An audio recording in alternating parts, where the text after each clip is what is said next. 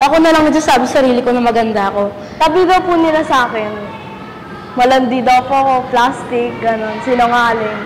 Sometimes people tell me a fat person, as a person, sometimes it faded, Tawag po ako nila minsan na, na ambisyosa, gano'n. As yung mga friends ko po, sinasabi nila na bobo po ako. Whenever someone insulted me, na sisimulan ko na siyang damdamin.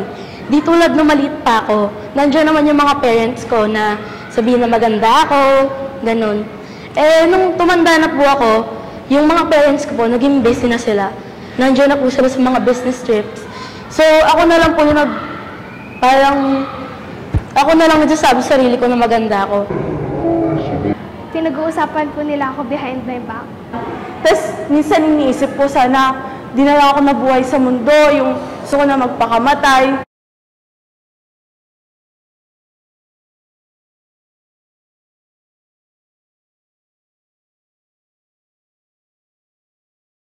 They appreciate what I have, my abilities and who I am. Yun po. Being proud po kayo sa sarili. Dapat binababa yung sarili ko.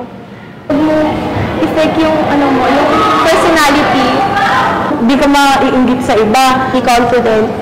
Hindi po ako nagpapa-apekto sa sinasabi ng tao kasi hindi naman po sila yung magdidikta kung sino dapat ako. I am beautiful.